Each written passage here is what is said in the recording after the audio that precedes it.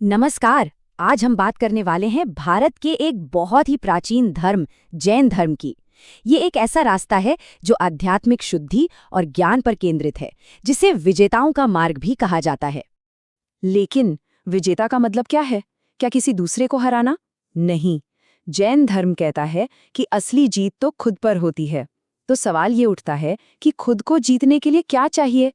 ये सवाल बहुत जरूरी है, क्योंकि जैन धर्म में जो जिन शब्द है ना, उसका मतलब ही होता है विजेता। तो इस रास्ते पर हमारा मार्गदर्शन कौन करता है? देखिए, जैन धर्म में कोई देवता नहीं है, बल्कि है आध्यात्मिक गुरु, जिन्हें तीर्थंकर कहते हैं। और इनकी एक पूरी परंपरा रही है, कुल 24 तीर्थंकरों की।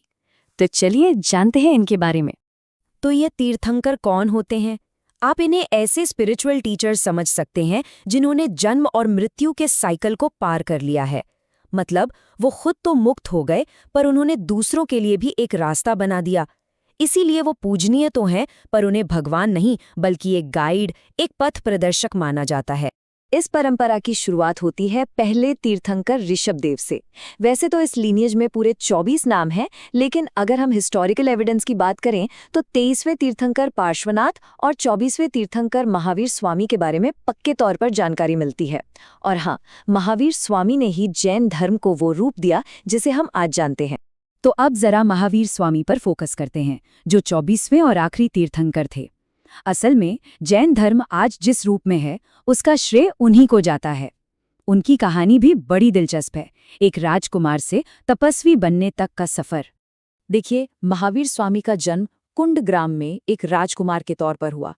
सोचिए, सारी सुख सुविधाएं थी, लेकिन 30 साल की उम्र में उन्होंने सब कुछ, अपना राजपाट, परिवार, सब छोड़ दिया।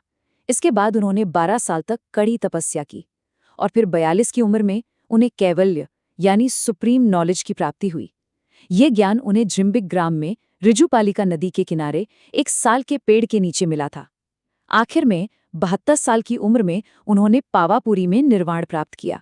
ज्ञान मिलने के बाद उन्हें कई नामों से जाना गया, जैसे जिन यानी द कॉन्करर, जिसने अपनी इंद्रियों को जीत लिया; केवलिन यानी दी ऑल नोइंग, जिसे सब कुछ पता हो; अरहत, जो पूजा के योग्य है; और निर्ग्रंथ, मतलब जो हर बंधन से आजाद हो चुका है। ये सारे नाम असल में उनकी स्पिरिचुअल अचीवमेंट को ही दिखाते हैं। तो सवाल ये है कि महावीर स्वामी ने मुक्ति के लिए कौन सा रास्ता दिखाया? देखिए, जैन फिलॉसफी के हिसाब से जन्म मरण के साइकिल से बाहर निकलने का रास्ता 3 चीजों पर टिका है। इन्हें कहते हैं त्रिरत्न, यानी द 3 जूल्स। ये 3 रत्न क्या हैं? पहला, सम्यक दर्शन, मतलब राइट फेथ, यानी तीर्थंकरों के टीचिंग्स में पूरा विश्वास रखना। दूसरा है सम्यक ज्ञान या राइट नॉलेज, मतलब चीजों को सही सही और बिना किसी डाउट की समझना। और तीसरा, सम्यक आचरण, यानी राइट कंडक्ट, एक एथिकल और डिसिप्लिन्ड लाइफ जीना। और हाँ, जैन धर्म में इन तीनों में से सबसे ज्यादा जोर सम्यक आचरण पर ही दिया गया है। अब ये जो सम्यक आचरण है, इसका आधार क्या है? इसका आधार है 5 महाव्रत या द 5 ग्रेट वाउज। ये एक तरह से जैन मंक्स के लिए कोड ऑफ कंडक्ट हैं, ताकि वो एक अनुशासित जीवन जी सकें।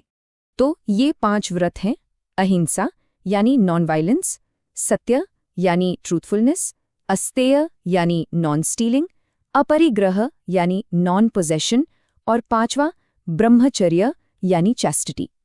अब इसमें एक इंटरेस्टिंग बात यह है कि पहले जो 4 व्रत हैं वो 23वें तीर्थंकर पार्श्वनाथ ने दिए थे। 5वां व्रत ब्रह्मचर्य, इसमें महावीर स्वामी ने जोड़ा था। और इन सब में भी अहिंसा जैन धर्म का कोर प्रिंसिपल है। ये सबसे ऊपर है। और अहिंसा का मतलब सिर्फ फिजिकल वायलेंस नहीं है, बल्कि मन से, बातों से और कामों से किसी भी तरह से किसी भी लिविंग बीइंग को हर्ट न करना। इसे जैन धर्म में सबसे ऊंचा कर्तव्य माना गया है। अच्छा, महावीर के बाद भी जैन धर्म बढ़ता रहा, लेकिन फिर एक ऐसी घटना हुई जिसने कम्युनिटी को 2 मेन ब्रांचेस में बांट दिया। तो चलिए अब इस डिवीजन की कहानी को और जैन धर्म के कल्चरल इम्पैक्ट को समझते हैं। हुआ ये कि करीब 300 BCE में मगध में एक बहुत भयानक अकाल पड़ा, और ये कोई छोटा मोटा अकाल नहीं था, पूरे 12 साल तक चला। इसी अकाल ने जैन कम्युनिटी के अंदर एक ऐसी दरार डाल दी जो आज तक मौजूद है। तो हुआ क्या? जो मंक्स अकाल के दौरान मगध में ही रुक गए वो श्वेतांबर कहलाए, जिसका मतलब है सफेद कपड़े पहनने वाले। और जो मंक्स भद्रबाहु के साथ साउथ इंडिया चले गए वो दिगंबर कहलाए, यानी आकाश को ही अपना वस्त्र मानने वाले। दिगंबर मंक्स कोई कपड़े नहीं पहनते। और भी फर्क हैं दोनों में। जैसे श्वेतांबर मानते हैं कि 19वें तीर्थंकर मल्लीनाथ एक महिला थी, जबकि दिगंबर मानते हैं कि सारे तीर्थंकर पुरुष ही थे। लेकिन इन डिफरेंसेस के बावजूद एक चीज है जो सबको जोड़ती है, और वो है जैन धर्म का इंडियन आर्ट एंड आर्किटेक्चर में कंट्रीब्यूशन। इस पर जैन धर्म की एक बहुत गहरी छाप है। इसका सबसे शानदार एग्जाम्पल अगर देखना हो तो वो है कर्नाटका के श्रवण बेलगोला में गोमतेश्वर की मूर्ति।